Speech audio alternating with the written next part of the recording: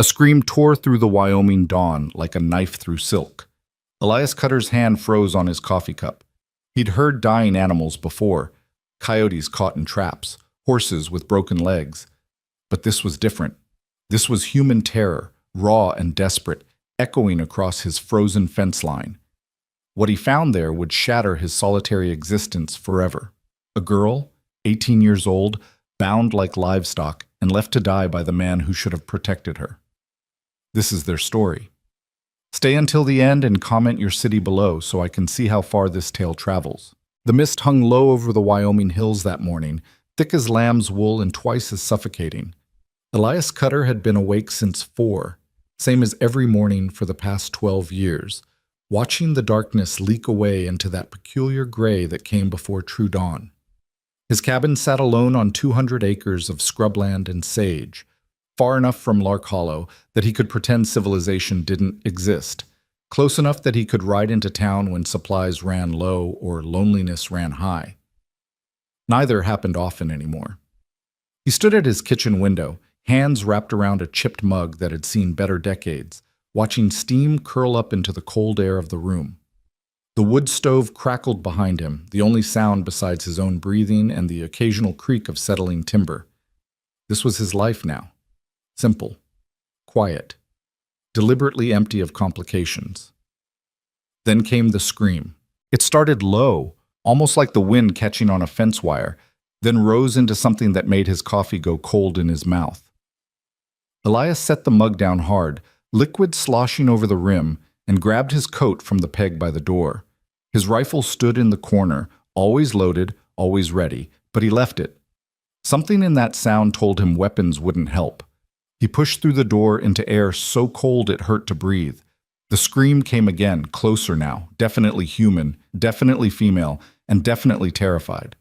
Elias broke into a run, boots crunching through frost-brittle grass, heading toward the eastern fence line where his property bordered the old access road. The mist swallowed him whole. He ran blind, guided by sound and instinct, one hand outstretched to avoid running headfirst into a fence post or tree. The screaming had stopped now, replaced by something worse, sobbing, broken, and hopeless, the sound of someone who'd given up on rescue. "Hello?" Elias called out, his voice rough from disuse. "Where are you?" The crying stuttered, stopped. Then a voice small and cracked. "Help me. Please, God. Help me."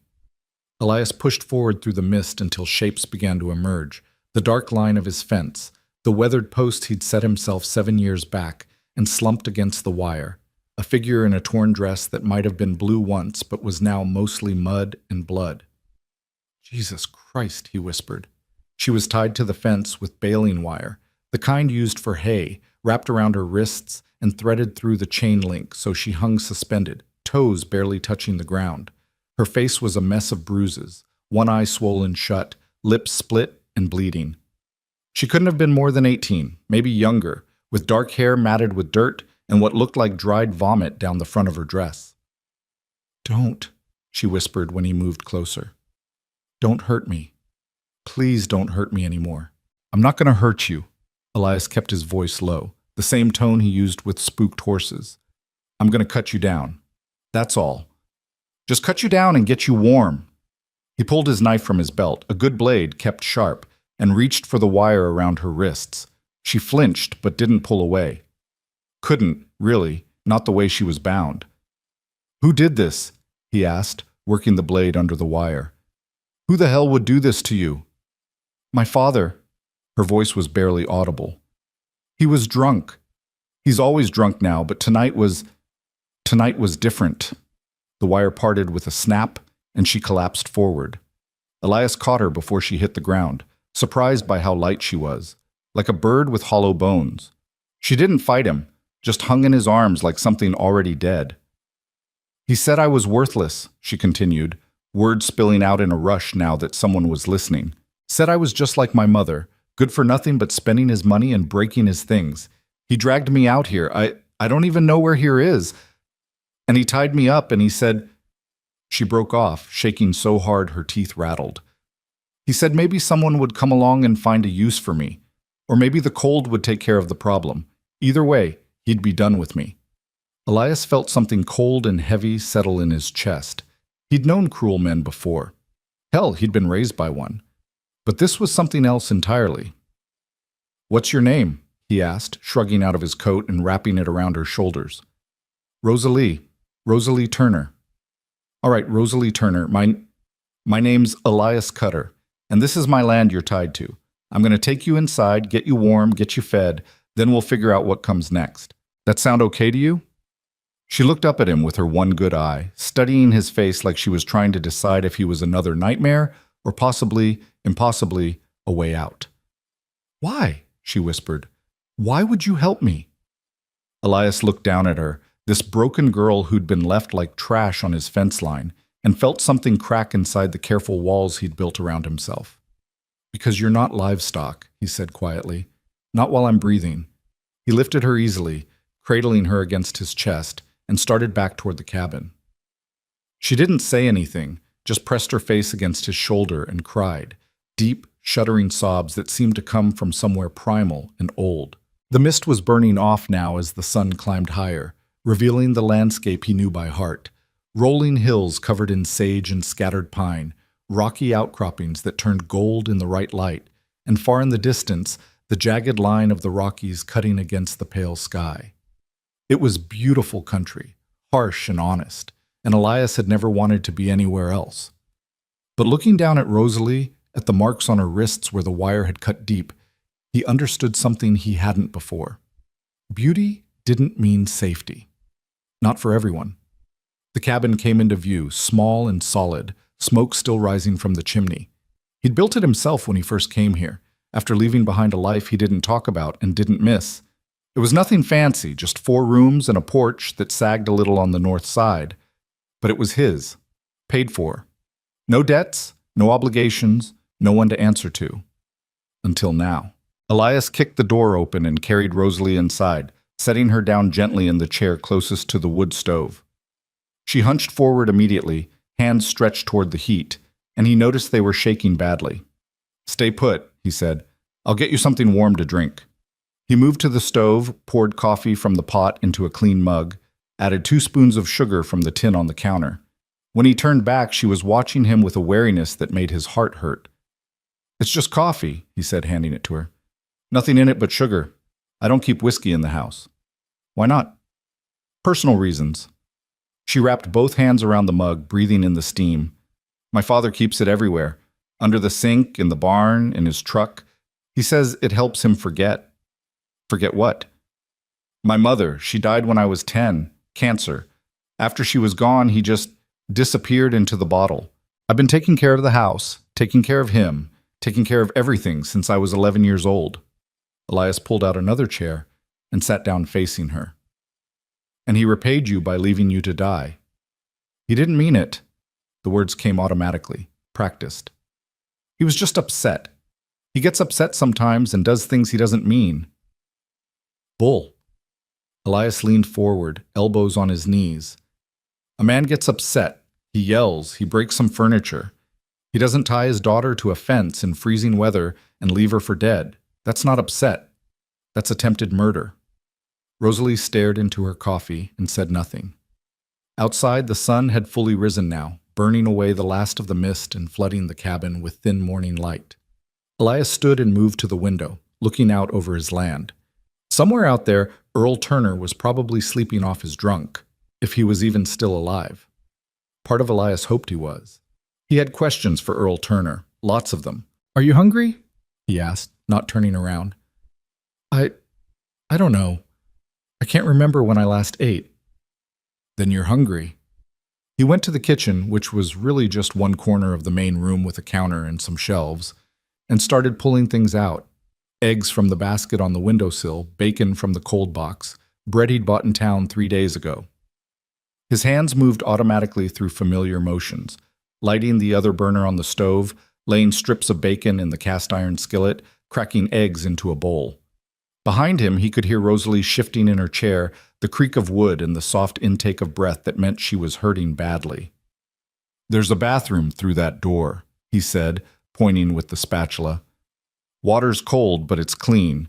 There's soap and towels. You want to wash up, you go ahead." I don't want to be any trouble. You're not trouble. You're a person who needs help. Big difference. She stood slowly, like every movement hurt, and limped toward the bathroom. Elias heard the door close, heard water running in the pipes, and went back to cooking. The bacon popped and sizzled, filling the cabin with a smell that was probably the closest thing to comfort food he knew. When Rosalie emerged 15 minutes later, she looked marginally better. The dirt was gone from her face, her hair was wet and slicked back, and she'd wrapped one of his towels around her shoulders like a shawl.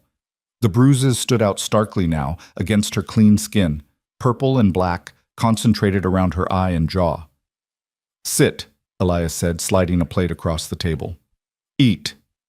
She sat. She ate. Slowly at first, then faster, like she couldn't quite believe the food was real and would disappear if she didn't consume it quickly enough. Elias watched from his own chair, picking at his bacon, not really hungry anymore. "What happens now?" Rosalie asked finally, pushing her empty plate away. "Now you rest. You're safe here." "For how long?" That was the question, wasn't it? Elias looked at her, really looked at her, and saw someone who'd spent her whole life being temporary, being conditional, being one mistake away from abandonment. "Long as you need," he heard himself say. "You don't know me. You don't know anything about me." "I know enough." "What if my father comes back?" "Then I'll deal with your father." She studied him with that same careful wariness, like she was trying to figure out the catch, the hidden cost, the moment when he'd reveal himself to be just another monster wearing a kind face. "I don't understand," she said quietly. "Why are you doing this?" Elias was quiet for a long moment, staring at his coffee cup, at the dark liquid inside that had gone cold while he wasn't paying attention. "How did you explain to someone that you'd spent the last 12 years running from yourself, building walls, choosing emptiness over connection because emptiness was safer? How did you explain that sometimes someone else's need was so profound it could crack through all that self-imposed isolation?" "I had a sister once," he said finally. "Mary. 3 years younger than me. When I was 19, I left home. Had my reasons. Our father was a mean drunk, made our lives hell. But I left. And I left her behind. Told myself she'd be fine, that she was smart enough to take care of herself." He paused, the old pain rising up sharp and fresh. 2 years later, I got a telegram. Mary was dead. Died in a house fire. She was 20 years old. And every day since I've wondered what would have happened if I'd taken her with me. If I'd protected her like I should have. Rosalie's good eye was wet. "I'm sorry. Don't be sorry for me. Be sorry for Mary. But here's the thing. I can't help Mary now. She's gone. But you're here, and you're alive, and I'll be damned if I'm going to fail again when I've got a chance to do something right." Silence filled the cabin, heavy and significant. "I'm not your sister," Rosalie said softly. "No, but you needed help, and I was here. That's enough." She looked down at her hands, at the angry red marks around her wrists. "What if I'm too broken to fix?" "Then you're broken. So what? Half the things in this cabin are broken. That chair's missing a rung, the stove door doesn't close right, the window in the bedroom won't open all the way. Doesn't mean they're not useful. Doesn't mean they don't belong." Rosalie laughed then, a small, startled sound. "You're comparing me to broken furniture." "I'm comparing you to everything else in the world that keeps working even after it's been damaged, which is pretty much everything that matters." She smiled, just a flicker, but it was there. The first real expression he'd seen on her face besides pain and fear. "I'm tired," she admitted. "I haven't slept in... I don't know how long." "Bedroom's through there." Elias pointed to another door. "Bed's made, sheets are clean. You sleep as long as you need."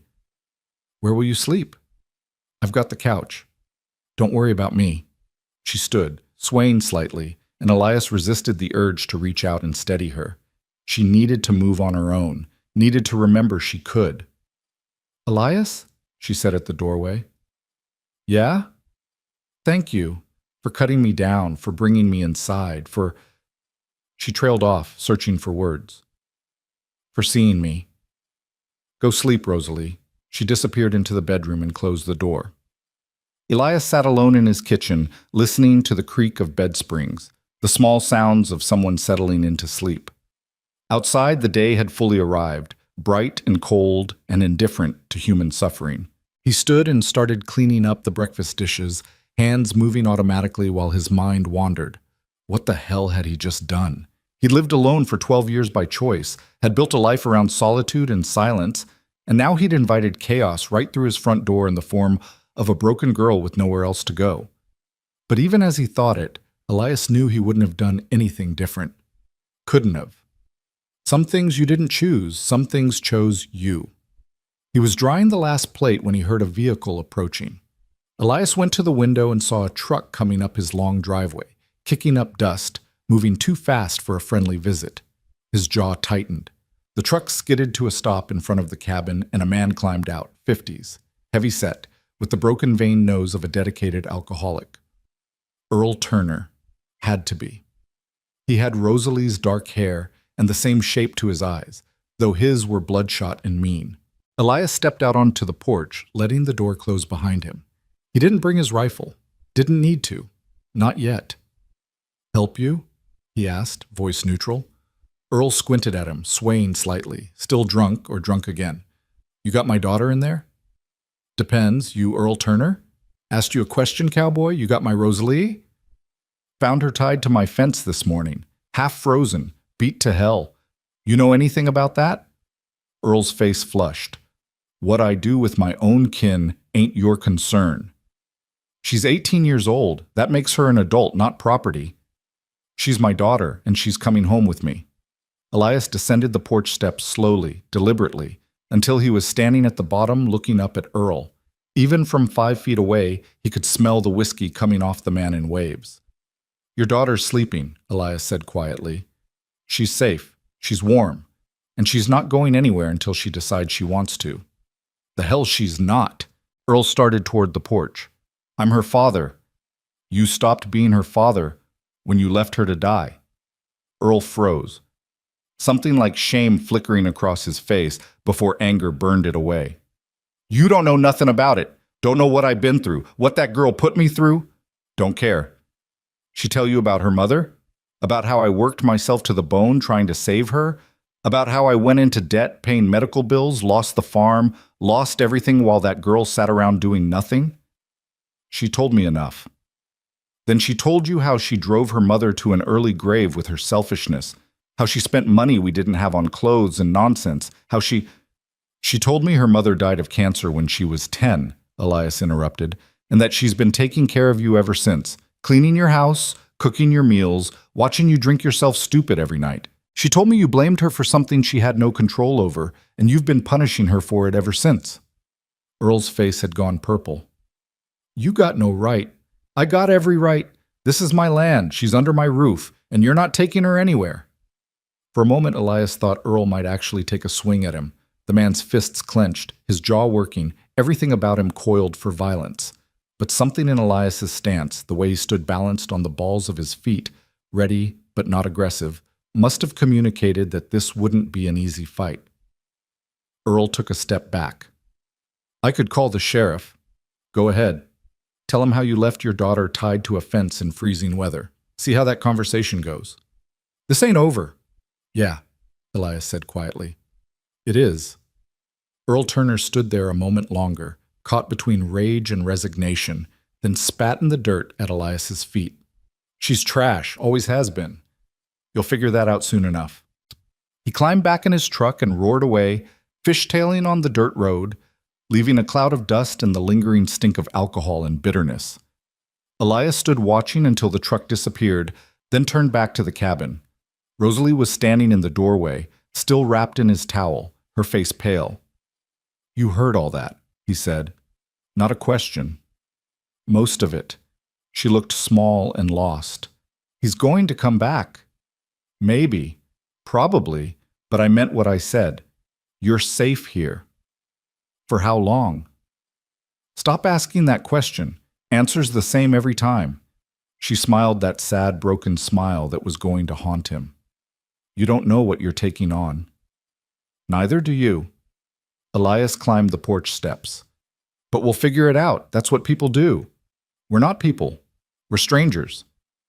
Everyone's a stranger till they're not. He moved past her into the cabin, and after a moment she followed. The door closed behind them, shutting out the cold and the dust and the lingering echo of Earl Turner's poison. Inside, the wood stove crackled and the morning light filtered through dusty windows, and two damaged people stood in the kitchen of a falling-down cabin, trying to figure out how to be less alone. It wasn't much, but it was a start. 3 days passed in a strange kind of suspended time. Rosalie slept most of the first day, waking only when Elias brought her soup or water, her body finally surrendering to exhaustion. It had been fighting for longer than just one terrible night.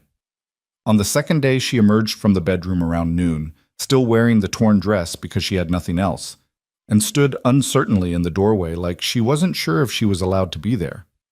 Elias was at the table, mending a bridle that had cracked at the bit ring. He looked up when he sensed her presence, nodded toward the stove where coffee sat keeping warm. "Help yourself," he said simply, then went back to his work.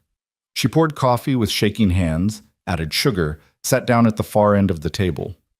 They stayed like that for almost an hour, not speaking, just existing in the same space while wind rattled the windows and clouds gathered dark over the hills. Finally, Rosalie said, "I should probably leave soon." Elias didn't look up from his work. "Where would you go?" "I don't know. Somewhere?" "Somewhere's not a place. Neither is here. Not for me." Now he did look up, his pale blue eyes steady on her face. "Why not?" "Because this is your home, your life. I'm just someone who happened to cross your path. Can't be expected to—" "I don't do things because they're expected," Elias interrupted quietly. "I do them because they're right. And right now, the right thing is you staying put until you're healed up and we figure out a real plan. Not you running off to somewhere with no money, no clothes, and a father who might decide to come finish what he started." Rosalie stared into her coffee. "He won't come back. He never follows through on anything. Except tying you to a fence." She flinched, and Elias immediately regretted the harsh words. But they were true, and she needed to hear true things right now, not comfortable lies. "Look," he said, setting down the bridle. "I'm not saying you have to stay forever. I'm saying you need time to figure out what comes next. You need to heal, you need to think, and you can't do any of that if you're running scared with nowhere to go." "What do I do in the meantime?" "Whatever you want. Sleep, read, there's books on that shelf. Help around here if it makes you feel better about staying, but you don't have to. You're not a servant, you're not paying rent, you're just here." She looked at him for a long moment, something shifting behind her eyes. "You're a strange man," Elias cut her. "Been called worse." A ghost of a smile touched her lips. "I'll stay, for a little while, until I figure things out." "Good." He went back to his bridle and she went back to her coffee, and outside the clouds opened up and rain began to fall in gray sheets that turned the world to water and mist. By the third day, Rosalie had started to move more freely around the cabin. The swelling around her eye had gone down enough that she could open it partially, and the cuts on her wrists were scabbing over. Elias had given her one of his old shirts and a pair of work pants that she had to roll up at the ankles, and she wore them like armor, like borrowed courage. She was washing dishes when Elias came in from checking the fence line, his coat dripping water onto the floor. "Storm's getting worse," he said, hanging the coat on its peg. "Creek's rising fast, might flood the lower pasture if this keeps up." "Will the animals be all right?" "Don't have any animals except the 2 horses in the barn, and they're high and dry. Used to run cattle here, but I sold them off a few years back. Too much work for one person." Rosalie dried a plate carefully. "You've been alone here a long time." 12 years. "Don't you get lonely?" Elias poured himself coffee, leaned against the counter. "Sometimes, but loneliness is better than the alternative." "What's the alternative?" "Depending on people who let you down." She was quiet for a moment, then said, "Not everyone lets you down." "No, but enough do that it's easier not to risk it." "That's sad." "That's practical." Rosalie turned to face him fully, her hand still holding the dish towel. "You took me in. You risked it with me." "That's different." "How?" Elias struggled to put it into words. "How did you explain that helping someone in crisis wasn't the same as letting them into your life?" That you could offer shelter without offering vulnerability? That keeping someone alive wasn't the same as keeping them close? It just is, he said finally, knowing it was inadequate. Rosalie studied him with those dark eyes that saw too much. You're afraid. I'm cautious. You're afraid that if you let anyone too close, they'll hurt you the way someone hurt you before. So you live out here alone and tell yourself it's a choice when really it's a cage you built yourself. The words hit like a physical blow. Elias set his coffee down harder than he meant to. You don't know what you're talking about. Don't I? I spent 8 years in a cage made of my father's grief and anger. I know what it looks like when someone's trapped, even if the door isn't locked. This conversation's over. Why? Because I'm right? Because it's none of your damn business.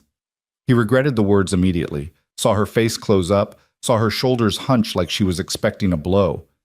She turned back to the dishes without another word, and Elias felt like the worst kind of fool. Rosalie, it's fine. You're right. It's not my business. That's not what I meant. Isn't it? Elias ran a hand through his wet hair, frustrated with himself, with her, with the whole situation. I'm not good at this. At what? Talking, people, any of it. I came out here because I wanted to be alone, and I've been alone so long I forgot how to be anything else. She was still facing away from him, but her shoulders had relaxed slightly. Then maybe it's time you remembered. Maybe it is, he admitted quietly. But I'm going to be bad at it. Fair warning. Now she did turn around, and there was something almost like understanding in her expression. I'm pretty bad at it too, at trusting people, at believing they might actually want to help without expecting something in return. I don't expect anything. I know. That's why it's so hard to believe. They stood there in the small kitchen while rain hammered the roof and wind howled around the corners of the cabin, two broken people trying to figure out how to be less broken together. The storm lasted 2 more days. Elias spent most of that time doing indoor work, repairing tack, organizing his tools, reading through his ledgers even though there wasn't much to ledger anymore. Rosalie cleaned the cabin with a thoroughness that spoke of years of practice, and when she finished cleaning, she cooked. Simple things at first, eggs, bacon, bread toasted on the stove, but then more complex meals from ingredients she found in his sparse pantry. On the 5th day, the rain stopped. The sun came out weak and watery, and Elias decided it was time to ride into Lark Hollow for supplies. They'd eaten through most of his stores, and there were things Rosalie needed that he couldn't provide. Women's clothes, proper medicine for her wounds, other necessities he was too embarrassed to think about too closely. He was saddling his horse when Rosalie appeared in the barn doorway. I want to come with you, she said. Elias paused, his hands on the cinch strap. Not a good idea. Why not? Because it's a small town. People talk. They see you with me, looking like you've been through hell. They're going to have questions. Let them ask. You don't understand what you're asking. Lark Hollow isn't friendly to strangers, especially not women with no clear story about where they came from or why they're here. Rosalie stepped into the barn, her chin lifted in that stubborn way he was starting to recognize. I can't hide in your cabin forever. You're not hiding. You're healing. I'm hiding, and I'm tired of it. I've been hiding from my father's anger, from the town's pity, from everything hard in my life for as long as I can remember. I want to stop hiding. Elias studied her face, saw the determination there mixed with fear. She was terrified, he realized, but she was doing it anyway. All right, he said finally, but we do this my way. You stay close, you don't engage if people start talking, and if things get ugly, we leave. Understood? Understood.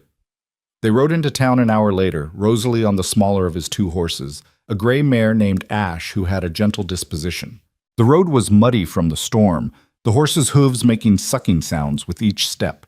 Neither of them spoke much during the ride. Elias kept glancing over at Rosalie, watching the way she sat the horse, the way her hands gripped the reins too tightly, the way her eyes scanned the horizon like she was expecting attack from any direction. Lark Hollow appeared gradually as they crested a low hill, a collection of weathered buildings clustered around a main street that turned to mud every time it rained. Population 200 on a good day, less when the young people got smart and left for bigger opportunities in Cheyenne or Denver. It was the kind of town that existed because it always had, not because anyone particularly wanted to be there. They tied the horses outside McKenna's general store, and Elias could already feel eyes on them. Mrs. Hodges across the street, sweeping her porch. Old Tom Fletcher sitting outside the feed store. The Morrison twins, 19 years old and mean as snakes, leaning against a truck and smoking. "Ready?" Elias asked quietly. Rosalie nodded, but her face had gone pale. They climbed the steps to McKenna's, and Elias held the door for her. The bell above the door jangled, announcing their arrival. Frank McKenna looked up from behind the counter, his eyes widening slightly when he saw Rosalie. "Elias," Frank said carefully, "wasn't expecting you today. Storm kept me out longer than planned. Need to stock up." Frank's eyes kept drifting to Rosalie, taking in the bruises that were still visible despite having faded from purple to yellowish green, the borrowed men's clothes, the way she stood slightly behind Elias like she was using him as a shield. "And who's this?" "Friend of mine," Elias said, his tone making it clear that was all the explanation Frank would get. "Friend." Frank drew the word out. "Staying out at your place?" "That's right." "Huh." Frank went back to organizing his tobacco display, but Elias could see the wheels turning. By sunset, everyone in town would know. By tomorrow, there would be stories. They moved through the store gathering supplies. Elias grabbed his usual items: coffee, flour, sugar, bacon, beans, while Rosalie wandered the aisles slowly, running her fingers over things like she couldn't quite believe they were real. He found her standing in front of a display of women's dresses, staring at them with an expression he couldn't read. "Pick one," he said quietly. "I can't. They're too expensive." "Pick one anyway." "Elias, Rosalie, pick a dress. Pick two if you want. And grab whatever else you need. Underclothes, stockings, shoes, if they've got any that fit. Don't argue with me about it." She opened her mouth, closed it, opened it again. "I'll pay you back." "No, you won't. Now pick." She chose one dress, simple blue cotton with white buttons. She also selected undergarments, thick stockings, and a pair of sturdy boots that were slightly too large. Elias added them to his pile without comment and carried everything to the counter. Frank tallied it all up, his eyebrows climbing steadily higher. "That's quite a load. Winter's coming." "This is spring." "Next winter." Frank's mouth twitched like he wanted to smile, but wasn't sure if he should. "That'll be $42. Elias counted out the bills from his wallet, aware that he was spending close to a month's worth of careful budgeting in one go. Worth it, he told himself. All of it worth it. They were loading supplies into saddlebags when a voice cut across the street. "Well, well, Elias Cutter's got himself a woman." The Morrison twins had crossed over, matching sneers on their identical faces. Dale and Darren, 20 years old, and already halfway to becoming the kind of men who made other men cross the street to avoid them. "Keep walking, boys," Elias said without looking up. "That's not friendly," Dale said. "We're just making conversation." "Yeah," Darren added, "just wondering where you found this pretty thing. She don't look like she's from around here." Elias straightened slowly, putting himself between the twins and Rosalie. "I said keep walking." "What's the matter? She too good to talk to us?" Dale took a step closer, and Elias could smell cheap beer on his breath, drunk at noon on a Tuesday. Some things never changed. "She's none of your concern." "That ain't hospitable. Out here in the West, we're supposed to be friendly to strangers." Dale's eyes slid past Elias to Rosalie. "What's your name, honey? Where are you from?" Rosalie said nothing, but Elias could feel her fear like a physical thing. "I asked you a question," Dale said, his voice hardening. "And she don't owe you an answer," Elias replied. "Now step back before this becomes a problem." "Already a problem," Darren said, moving to flank them. "Problem is, you coming into town with some beat-up woman, playing house, thinking nobody's going to ask questions." "The only question," came a new voice, sharp and cold, "is why you boys are harassing my customers." Frank McKenna had stepped out of his store, shotgun cradled loosely in his arms, not pointing it at anyone, not yet. But the message was clear. The twins looked at Frank, looked at Elias, looked at each other. Whatever calculation they were running came out against them, because they both took a step back. "Just talking," Dale muttered. "Talk somewhere else." Frank's finger rested near the trigger guard. "Now." The Morrison twins slouched away, throwing back glances that promised this wasn't over. Elias let out a breath he didn't know he'd been holding. "Thanks, Frank." "Don't thank me." Frank's expression was troubled. "I don't know what you've gotten yourself into, Elias. Maybe it's not my business. But those boys have mean streaks and they've got friends. You watch yourself." "Always do." Frank looked at Rosalie, really looked at her, and something like pity crossed his weathered face. "You too, miss. Whatever your story is, Lark Hollow's not kind to mysteries. People here, they like things simple and explained. You might want to think about that." He went back inside, the bell jangling behind him. They finished loading the horses in silence and mounted up. Elias could feel eyes tracking them as they rode down Main Street, curtains twitching in windows, people pausing their conversations to watch them pass. The weight of judgment and speculation pressed down like the air before a storm.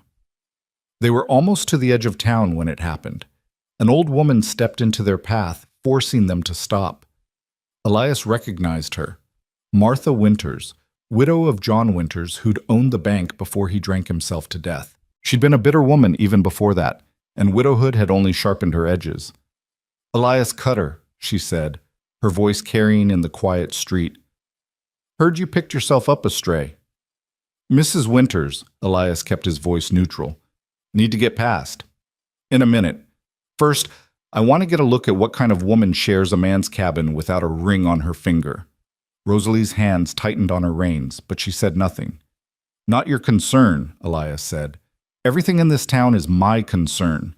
I've lived here 63 years, longer than you've been alive, and I know trouble when I see it." Martha's eyes fixed on Rosalie with something close to hatred. "What are you, girl? Prostitute? Thief? Running from the law?" "She's none of those things." "Then what is she? Where'd she come from? Why she got bruises all over her face like someone beat the sin out of her, though clearly they didn't beat enough." "Mrs. Winters," Elias started, but Rosalie cut him off. "My name is Rosalie Turner," she said, her voice steady despite the tremor Elias could see in her hands.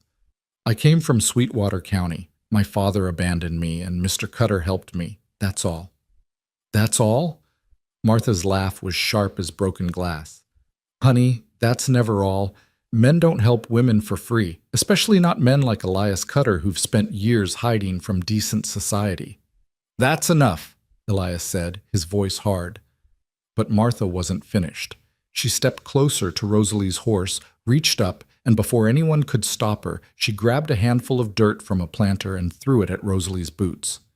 "That's what I think of your kind," Martha spat. "Filth, coming here, corrupting good Christian folk with your sob stories and your loose ways. We don't want you here. We don't need you here." Rosalie stared down at the dirt on her boots, her face gone blank and empty. Elias felt rage rise, hot and red in his chest, but he forced it down. Violence wouldn't help. Not here, not now. "Come on," he said to Rosalie, guiding his horse around Martha. "Let's go home." They rode out of Lark Hollow in silence, and Elias didn't look back, but he could feel the weight of the town's judgment following them like a curse. They were halfway home when Rosalie finally spoke. "She's right." "No, she's not." "She is. I am filth. I'm damaged and broken, and I bring trouble everywhere I go. You should have left me on that fence."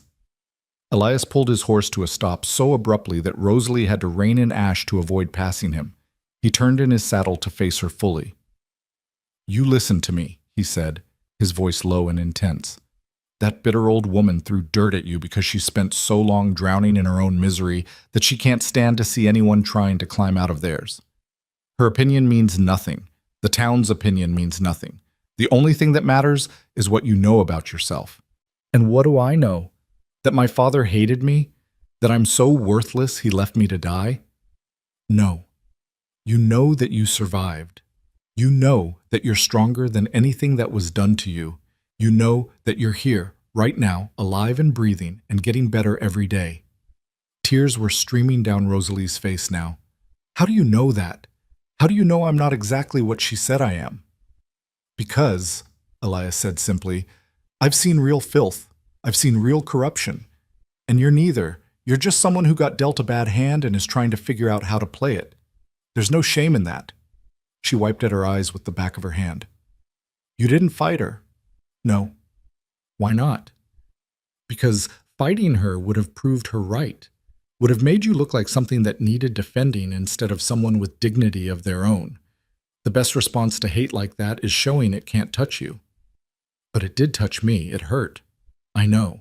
But you didn't let her see that. You held your head up. You told her your name. You looked her in the eye. That takes more courage than throwing a punch ever would. Rosalie was quiet for a long moment, processing. Then she said, You're a strange man, Elias Cutter. So you keep saying, I mean it though. You're different from anyone I've ever met. Different good or different bad? A small smile touched her lips. Still figuring that out. They rode the rest of the way home in a silence that felt less heavy than before. The cabin appeared over the hill like a promise, small and sturdy against the vast Wyoming sky. That night, after they'd put away the supplies and eaten a simple dinner, Rosalie put on the new dress. It fit her well, brought out the color in her eyes, made her look less like a survivor of catastrophe and more like a young woman with a future. She stood in front of the small mirror Elias had in the bedroom, touching the fabric gently. It's beautiful, she said when she noticed him watching from the doorway. It suits you. Thank you. For today. For the dress. For... She trailed off, struggling with words. For showing me that dignity can be louder than hate. Elias nodded, uncomfortable with gratitude as always. Just remember it tomorrow when you're doubting yourself again. I will. She turned to face him. Elias, can I ask you something? Depends what it is. That woman in town, Mrs. Winters, she said you'd been hiding from decent society. What did she mean? He should have expected the question, but it still caught him off guard. Old history, not worth talking about. I told you about my father, about what he did. Seems only fair you tell me something. She had a point. Elias leaned against the door frame, weighing how much to say, how much to keep buried. I told you I had a sister, he said finally. What I didn't tell you is that after she died, I blamed myself so much I couldn't function, started drinking, fighting, making trouble, got arrested a few times, made a mess of my life. What changed? Woke up one morning in a jail cell and realized I was becoming exactly like my father, mean drunk, angry at the world, hurting everyone around me. So I stopped, quit drinking, moved out here, built this place, stayed away from people because people reminded me of who I'd been. And you've been alone ever since. Until now. Rosalie studied him with those dark, knowing eyes. You're not going to become your father, Elias. You're nothing like him. How do you know? Because your father wouldn't have cut me down from that fence. He would have walked past. But you didn't. It was such a simple observation, but it hit him with unexpected force. All these years he'd been so afraid of becoming the monster that raised him that he'd forgotten to notice all the ways he was different.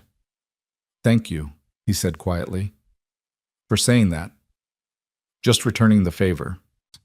They stood there in the doorway of the small bedroom while darkness gathered outside and the temperature dropped toward freezing. Two damaged people, slowly learning that maybe, just maybe, they could help each other heal. The next morning, Elias was repairing the porch railing when he heard horses approaching. Not one horse, several. He straightened, hand instinctively moving toward the rifle leaning against the cabin wall.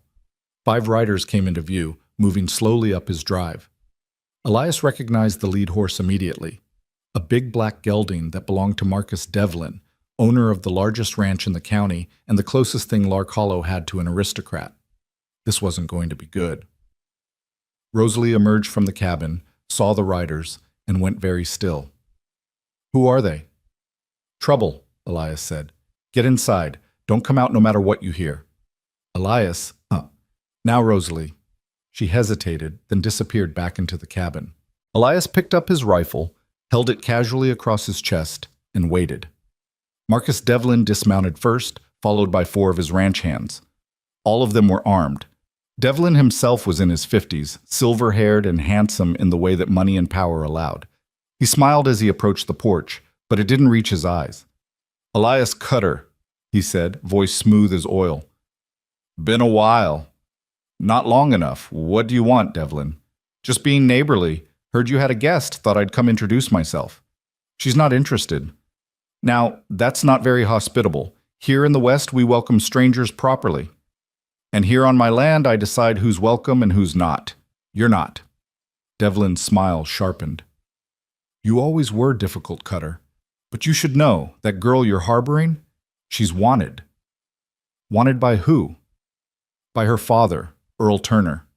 He came to me yesterday, distraught, saying his daughter ran off with a drifter. Said she was confused, influenced by bad company, asked me to help bring her home."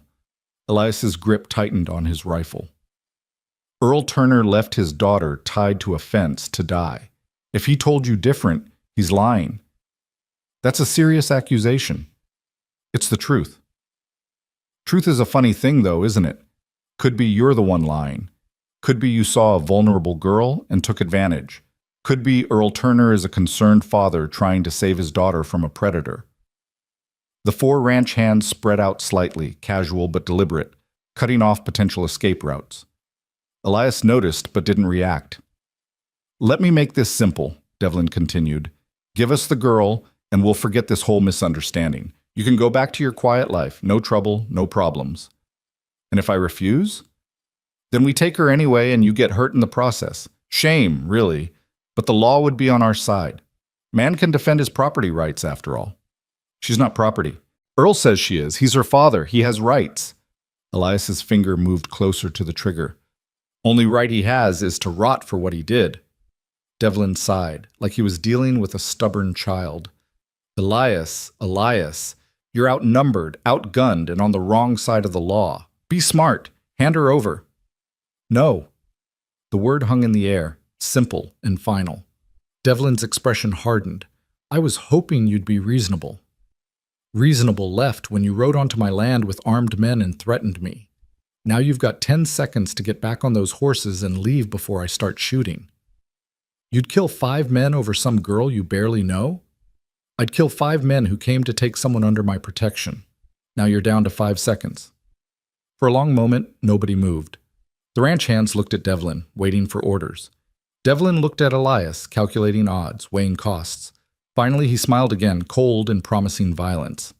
"This isn't over, Cutter. Not by a long shot. That girl will be returned to her rightful guardian, one way or another. Only way she leaves here is if she chooses to, and I don't think that's going to happen." Devlin mounted his horse, the others following suit. "You just made a powerful enemy. Wouldn't be the first." They rode away slowly, deliberately, letting their presence linger like a threat. Elias didn't lower his rifle until they disappeared over the hill. When he turned around, Rosalie was standing in the doorway. She'd heard everything. "Who was that?" she asked, though her face suggested she already knew. "Marcus Devlin, richest man in the county. He owns half the land around here, has the sheriff in his pocket, and doesn't like being told no. And now he's after me. Now he thinks you're property that needs returning, but he's wrong. Elias, maybe I should just go, before people get hurt because of me." He set the rifle down and climbed the porch steps until he was standing in front of her.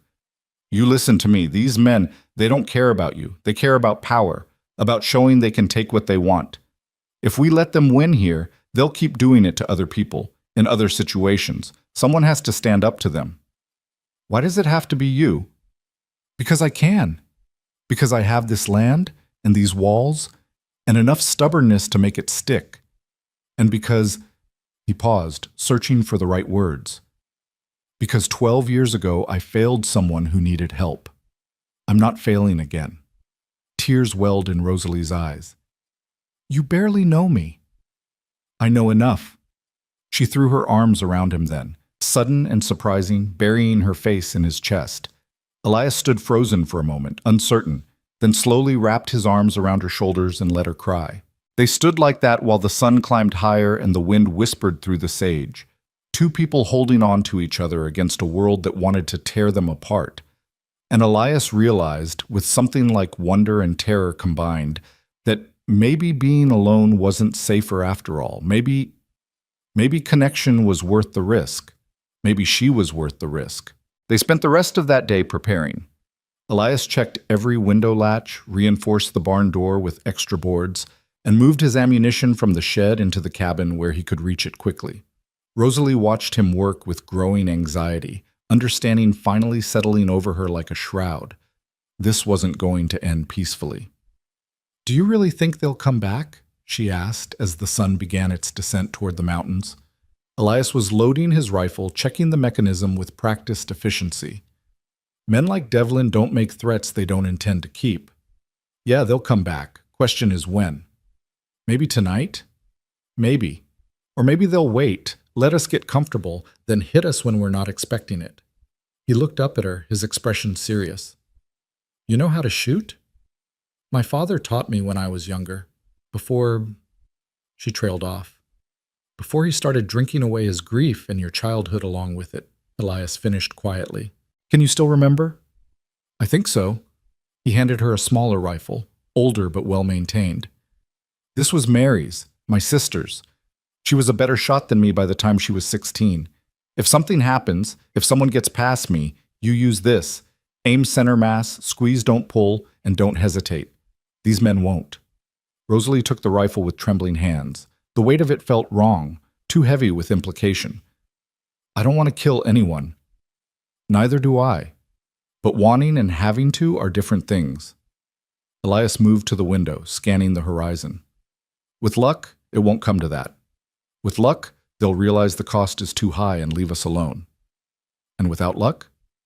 Without luck, we fight." Night fell hard and fast, the way it did in Wyoming when spring hadn't quite convinced winter to leave. Elias kept the lamps turned low, just bright enough to see by, but not bright enough to silhouette them against the windows.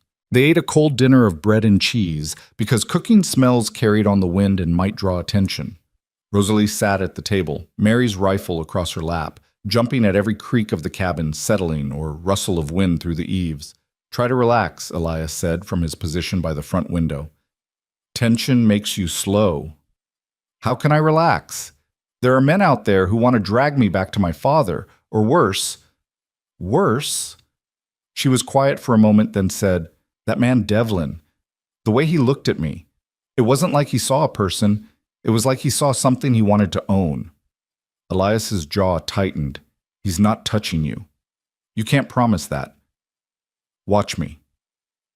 They sat in tense silence as the hours crawled past. Midnight came and went. 1 in the morning, 2. Elias never moved from the window, never relaxed his vigilance. Rosalie dozed fitfully in the chair, waking with small gasps every time exhaustion pulled her under. Around 3 in the morning, she jerked fully awake to find Elias standing rigid, his rifle raised. "What is it?" she whispered. "Horses. Coming slow, trying to be quiet." Rosalie's heart hammered against her ribs. "How many?" "Can't tell yet. At least 3, maybe more." He glanced back at her. "Get in the bedroom. Lock the door. Don't come out unless I call for you or someone breaks through. I'm not hiding while you fight alone. Rosalie, no, you said I wasn't property. You said I had dignity. Well, dignified people don't hide while others defend them. I'm staying." Elias looked like he wanted to argue, but there wasn't time. The sound of horses had stopped, which meant the riders had dismounted, which meant they were approaching on foot. "Stay low," he said instead. "Cover the back window. Anyone tries to come through, you shoot." She moved to the rear of the cabin, positioning herself where she could see both the back window and door. Her hands were slick with sweat on the rifle stock. The silence stretched out, broken only by the pounding of her own pulse in her ears. Then a voice called out from the darkness, slurred and familiar and full of false authority. "Rosalie, Rosalie Turner, you come out here right now." Her father, Earl Turner, had come. "I know you're in there, girl. I know you got yourself tangled up with that drifter cutter, but it ain't too late. You come home now, we'll forget this whole thing." Elias didn't respond, didn't move. Smart, Rosalie thought. Don't give away positions. "I'm your father, Rosalie. I got rights. That man in there, he's got no claim on you. You belong with family." "Family doesn't leave people tied to fences," Elias called back, his voice carrying clearly through the closed door. That was a mistake. I was drunk, confused, but I'm sober now, and I want my daughter back. She's not yours to want. She's her own person, and she's chosen to stay here. The hell she has. She's 18 years old, don't know what's good for her. Now you send her out or we're coming in. We? Elias's voice was deceptively calm. Who's we, Earl? You bring friends to help threaten your own daughter. There was a pause, then Earl said, Mr. Devlin's here. He's been kind enough to help me out in my time of need. Says you got no legal right to harbor my girl against my wishes. And I say Earl Turner's got no right to a daughter he tried to kill. Seems we're at an impasse. Movement at the back window made Rosalie's breath catch. A shadow, low and careful, testing the shutters. She raised the rifle, aimed at center mass like Elias had taught her, and called out quietly. Someone's at the back. Hold steady, Elias replied. Then louder. I've got guns pointed at every entry point, Earl. Anyone comes through those doors or windows is getting shot. That what you want? Your friend's blood on your hands? This is your last warning, Cutter. That was Devlin's voice now, smooth even in anger. Send the girl out, or we're coming in, and whatever happens is on you. Whatever happens is on you, Elias corrected. You're the ones threatening violence on a man's property. Self-defense is pretty clear in Wyoming law. Law's on our side. Earl Turner's her legal guardian. He has rights. Not anymore he doesn't. Girls of age, and even if she wasn't, attempted murder voids parental rights pretty damn conclusively. The shadow at the back window was doing something to the shutters, working at the latch with a tool of some kind. Rosalie's finger moved to the trigger, her heart hammering so hard she thought it might crack her ribs. Elias, she said, trying to keep her voice steady. They're breaking in. Don't shoot unless they come through. The shutter latch gave with a crack of wood.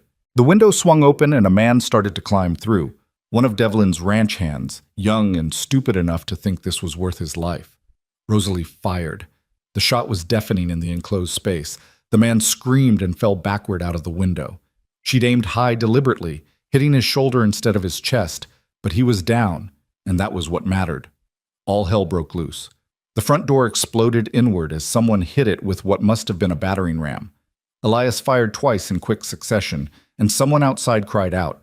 Glass shattered as a rock came through the side window. Smoke started seeping under the door. They'd lit something, were trying to smoke them out. Bedroom, Elias shouted. Now! Rosalie ran, stumbling over furniture in the dim light. Elias was right behind her, firing over his shoulder as he moved. They crashed through the bedroom door and Elias slammed it shut, shoving the dresser in front of it with strength born of desperation.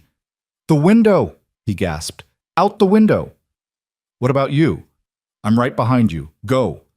Rosalie threw open the bedroom window and looked out. It was a 6-foot drop to the ground, manageable.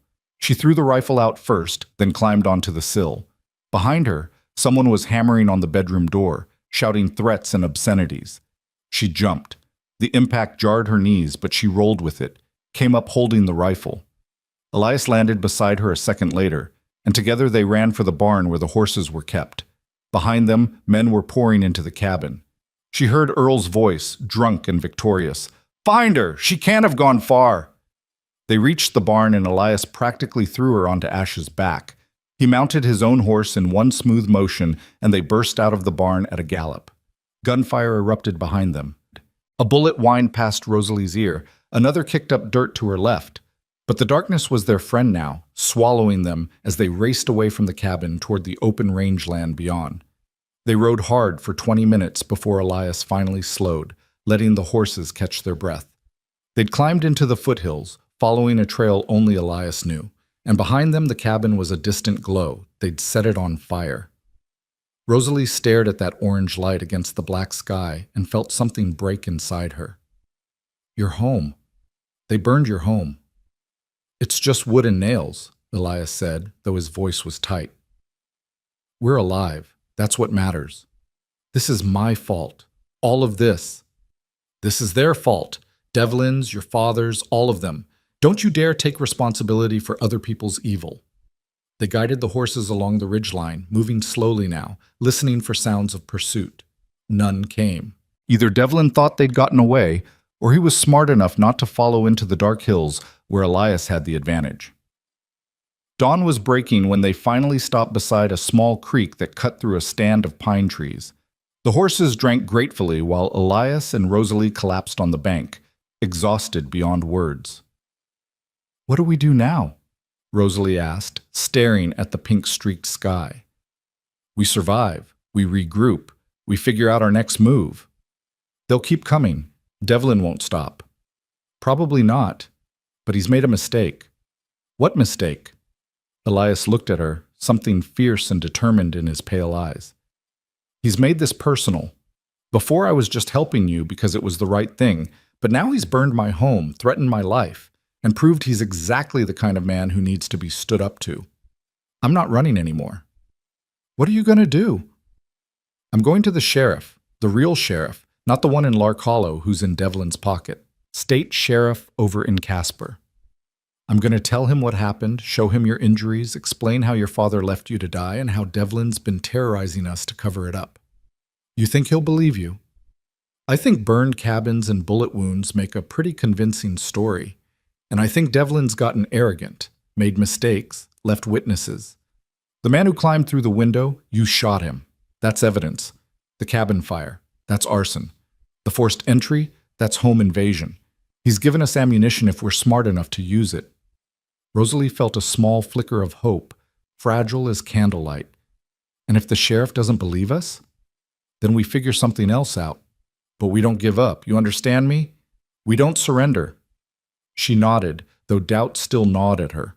Her whole life had been a series of surrenders, to her father's grief, to his violence, to the slow erosion of everything she'd once hoped to be. Fighting back felt foreign, dangerous, like trying to walk after years of crawling. But looking at Elias, dirty, exhausted, homeless because of his decision to protect her, she felt something shift.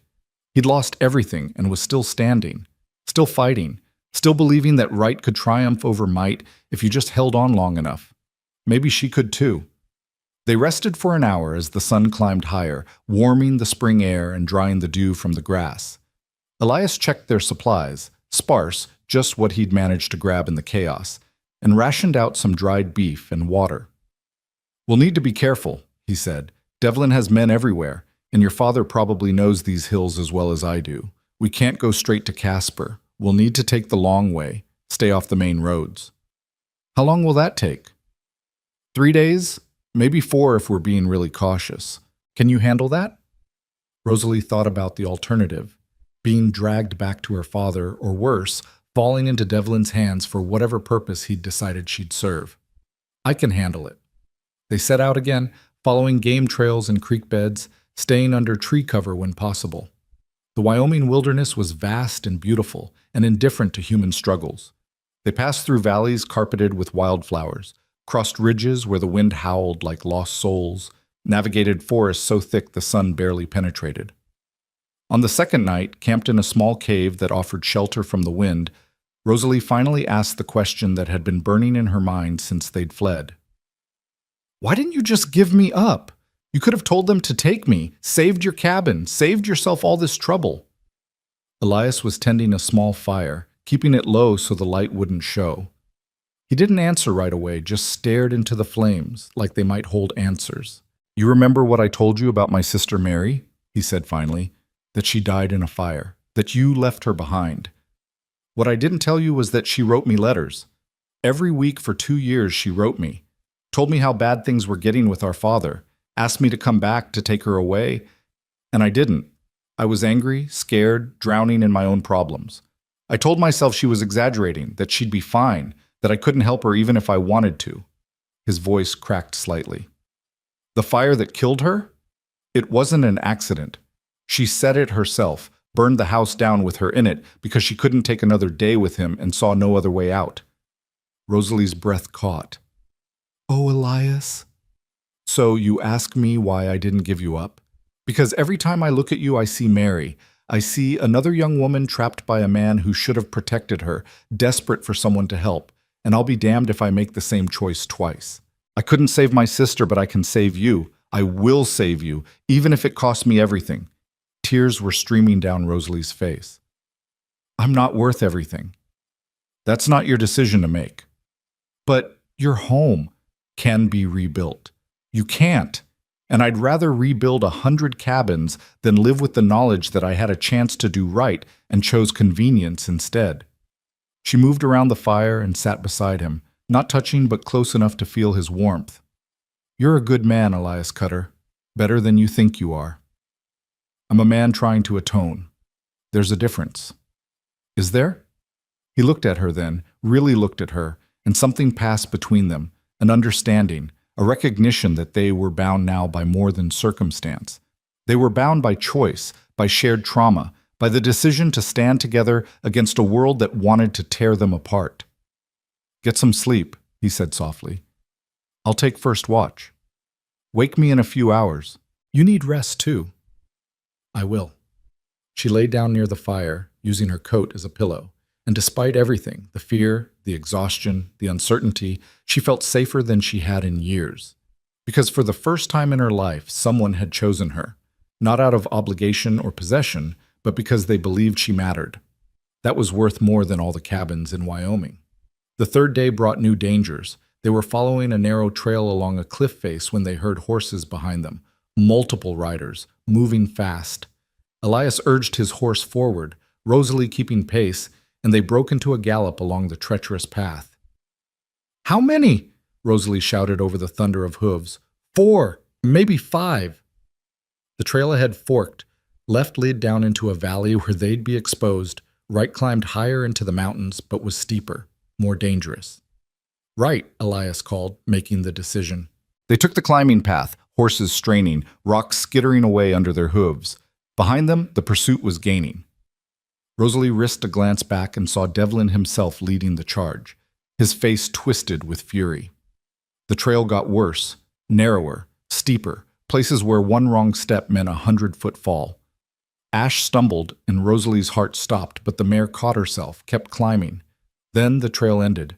They came around a bend and there it was, a dead end, a sheer rock face rising up 50 feet with no way forward and no way back except through their pursuers. Off the horses, Elias said, already dismounting. Behind those rocks, we make our stand here.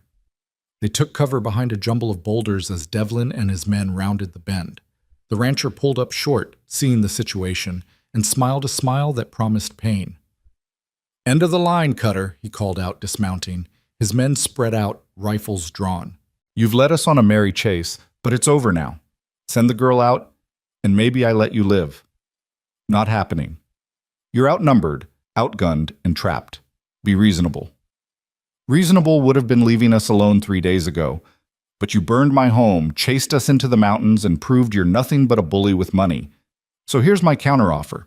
You and your men turn around, ride back to your ranch, and pray I never have enough evidence to see you hang for what you've done.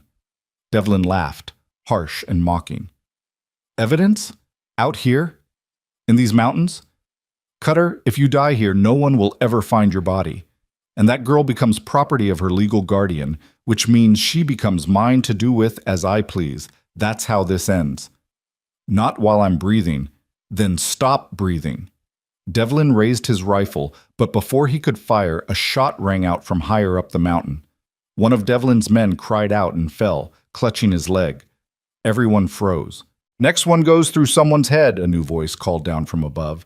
So unless you boys want to die on this mountain today, I suggest you mount up and ride out. Elias's head snapped up, scanning the rocks. There, barely visible against the cliff face, a figure in buckskin and a wide-brimmed hat, rifle trained on Devlin's group. Who the hell are you? Devlin shouted. Name's Jack Thornton. I'm a federal marshal and you're interfering with witnesses in a criminal investigation. That tends to make me cranky. A federal marshal. Rosalie felt hope surge through her chest. I don't believe you, Devlin said, but there was uncertainty in his voice now. Don't care if you believe me. Care if you leave these folks alone. See, I've been tracking Earl Turner for the past week. Got word he abandoned his daughter to die, and I've been looking to have a conversation with him about that. Then I hear about a cabin burning, gunfights, pursuit through the mountains. Well, that paints a pretty clear picture of who's in the wrong here. This is a private matter. Attempted murder is a federal crime when it crosses county lines. So is arson, assault, and about 6 other things you've done in the last 72 hours. Now you've got 30 seconds to clear out before I start collecting bodies for evidence." Devlin's men were looking at each other nervously. The wounded one was bleeding badly, needed medical attention. The odds had shifted, and everyone knew it.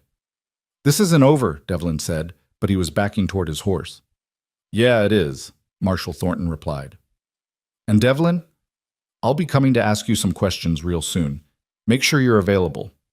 They mounted up and rode away, supporting their wounded companion between two horses.